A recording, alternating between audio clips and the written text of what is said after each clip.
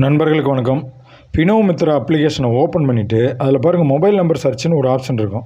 அதில் மொபைல் நம்பரை போட்டு சர்ச் கொடுத்தீங்கன்னா அக்கௌண்ட் வெரைட்டிஸ் எல்லாம் வரும். இவர் சுபா சேவிங்ஸ் அக்கௌண்ட் ஓப்பன் பண்ணுறதுனால சுபா சேவிங்ஸ் அக்கௌண்ட் யூஸ் பண்ணுறாரு. அதில் வந்து debit card debit card number இது எல்லாமே கொடுத்துக்கிட்டு நெக்ஸ்ட் கொடுக்கணும். நெக்ஸ்ட் கொடுத்ததுக்கப்புறம் பார்த்தீங்கன்னா உங்களுக்கு நம்பர் கேட்கும், ஆதார் நம்பர் கேட்கும். ஆதார் நம்பரை போட்டு கஸ்டமரோட ஃபிங்கர் பிரிண்ட் வைக்கணும். ரைட்டு ஹேண்டு கட்ட விரலை எப்போவுமே பயன்படுத்துங்க. கஸ்டமரோட ஃபிங்கர் பிரிண்ட் வச்சதுக்கப்புறம் கஸ்டமரோட டேட்டா ஃபுல்லாக ஷோ ஆகிடும். அதுக்கப்புறம் ஜிமெயில் ஐடி, கொஞ்சம் நாமினி டீட்டெயில்ஸ் இதெல்லாமே கேட்கும். பேசிக்காக இதெல்லாம் கொடுத்துட்டு பேசிக் இன்கம் டீட்டெயில்ஸு இதெல்லாமே கொடுத்து அவங்களோட பேன் கார்டு நம்பர் போட்டு பேன் கார்டை அப்லோடு பண்ணி நெக்ஸ்ட்டு கொடுக்கும்போது சம் டீட்டெயில் கேட்கும். அதை கொடுத்துட்டு நீங்கள் தாராளமாக அவருக்கு அக்கௌண்ட் க்ரியேட் பண்ணிடலாம். ரொம்ப ஈஸி தான். நம்ம சென்னை ஐனாவரம் பிரான்ச்சில் நண்பர் வந்து ரொம்ப ஃபாஸ்ட்டாக 5 நிமிஷம் தான் டைம் எடுத்துக்கிட்டாரு அந்த அக்கௌண்ட் ஓப்பன் பண்ணுறதுக்கு. அதனால் அக்கௌண்ட் ஓப்பனிங்கில் ரொம்ப கவனம் செலுத்தி ஹை ஸ்பீடில் பண்ணுறது அப்படிங்கிறது கற்றுக்கிட்டு அவர் பண்ணுறாரு. ஸோ இன்றைக்கி கூட ஒரு 150 கரண்ட் அக்கௌண்ட்டு ஒரு கம்பெனியில் கேட்டிருக்காங்க, நான் கொடுக்கணும்னு சொல்லி இந்த ஏடிஎம் கார்டு பில்லிங்காக கேட்டிருந்தார்.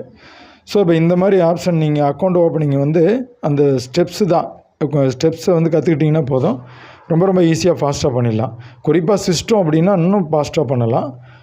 மொபைலுனா கொஞ்சம் டைம் எடுத்துக்கும். சிஸ்டம்னா ஃபினோ பேங்க் சொல்லியிருக்கு 5 நிமிஷத்தில் நீங்கள் அக்கௌண்ட் ஓப்பன் பண்ணி ஏடிஎம் கார்டு கொடுக்கலான்னு. அந்த ப்ரொசீஜர் பிரகாரம் 5 நிமிஷத்தில் ஏடிஎம் கார்டு கொடுத்துடலாம். ஸோ இந்த மாதிரி ஸ்டெப்ஸு தான் வரும். கடைசியாக வந்து அவங்களோட அக்கௌண்ட் நம்பரும் வந்துடும். அவங்களுக்குன்னு ஒரு ஐடி நம்பர் வரும். அந்த டீட்டெயில்ஸை வந்து நம்ம கட்டாயமாக எடுத்து வச்சுக்கணும். சரிங்களா? எடுத்து வச்சுக்கிட்டு அக்கௌண்ட் வந்து 24 ஹவர்ஸில் அந்த அக்கௌண்ட்டுக்குன்னு உள்ள சர்வீஸ் சார்ஜ் அந்த அக்கௌண்ட்டில் லோட் ஆகிக்கும்.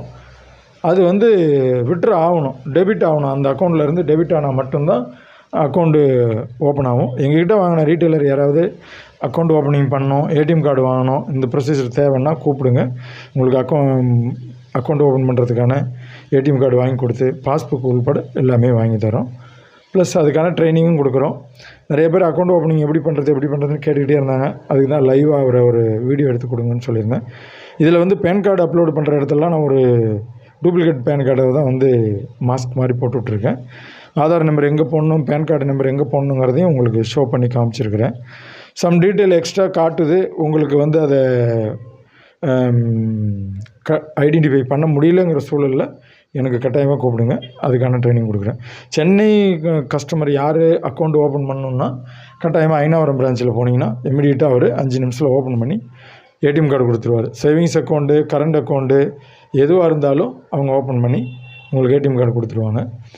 அதேமாதிரி ஒவ்வொரு அக்கௌண்ட்டுக்குமே ஒரு ரூல்ஸ் இருக்குது. இது எல்லாமே நீங்கள் அக்கௌண்ட் ஓப்பன் பண்ணும்போது எத்தனை முறை ஏடிஎம் கார்டு ஃப்ரீயாக யூஸ் பண்ணலாம்.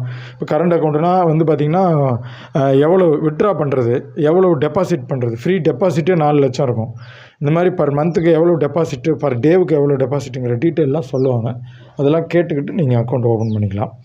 ஸோ இந்த மாதிரி அக்கௌண்ட் ஓப்பன் பண்ணுறதுக்கு வந்துட்டு பார்த்திங்கன்னா பாஸ்புக் கொடுத்தா ரொம்ப நல்லாயிருக்கும். பாஸ்புக் வந்து உங்களுக்கு ஃப்ரீ தான், ஆனால் ஸ்டார்டிங்கில் ஒரு 20 ருபீஸ் கொடுத்து தான் வாங்கணும். பாஸ்புக் என்ட்ரி போடும்போது ஒவ்வொரு பாஸ்புக்குக்கும் உங்களுக்கு வந்து ஒரு 5 ருபீஸ் வந்து ரிட்டனாக கொடுத்துருவாங்க. அதேமாதிரி ஏடிஎம் கார்டும் கஸ்டமருக்கு 100% ஃப்ரீ தான், அதில் மாற்றுக்கிறது கிடையாது. நீங்கள் வாங்கும்போது மட்டும் அதுக்கான டெபாசிட்டாக ஒரு ஏடிஎம் கார்டுக்கு 90 ருபீஸ் கட்டி தான் வாங்கணும். அவங்க கஸ்டமருக்கு அக்கௌண்ட் ஓப்பன் பண்ணி கொடுத்த உடனே அந்த ஏடிஎம் கார்டு உங்களுக்கு அந்த காஸ்ட்டு ரிட்டன் வந்துடும். ப்ளஸ் அக்கௌண்ட் ஓப்பனிங் இன்சென்டிவ்னு ஒன்று இருக்குது, 25 ரூபாயிலேருந்து 35 ரூபா, அதுவும் ரிட்டன் கொடுத்துருவாங்க.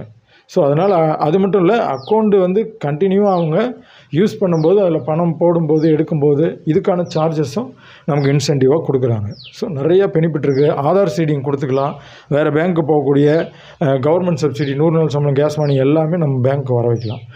அக்கௌண்ட் ஓப்பனிங்கில் இவ்வளோ பெனிஃபிட் இருக்குது. இந்த மாதிரி தான் பாருங்கள், அக்கௌண்ட் ஓப்பனிங் முடிக்கும்போது கடைசியாக இப்படி வரும். அதுலேயே அவங்களோட அக்கௌண்ட் நம்பர் வந்துடும், அவங்களோட ஐடி நம்பர் வரும். ஸோ இதை கட்டாயமாக வந்து ரீட்டெயிலர் வந்து ஒரு பதிவில் வச்சுக்கணும், ஒரு நோட்டில் பதிவு பண்ணி வச்சுக்கணும். ஏன்னா அக்கௌண்ட் ஹோல்டர் சில சமயம் அவங்க மிஸ் பண்ணிட்டு போய் கேட்கும்போது கொடுக்கணும். ரெண்டாவது ஏடிஎம் கார்டு மிஸ் பண்ணிட்டாங்கனாலும் அவங்களுக்கு புது ஏடிஎம் கார்டு கொடுக்கலாம், நம்மளால் கொடுக்க முடியும். பாஸ்புக் தொலைச்சிட்டாலும் புது பாஸ்புக் என்ட்ரி போட்டு கொடுக்க முடியும். ஸோ எல்லா ஆப்ஷனுமே பண்ண முடியும். ஒரு பிரான்ச்சாகவே ரன் பண்ணலாம். ஐடி தேவைப்படுறவங்க கூப்பிடுங்க. மற்றபடிக்கு பயோமெட்ரிக் டிவைஸ், ஏஇபிசி ஐடி தேவைனாலும் கூப்பிடுங்க.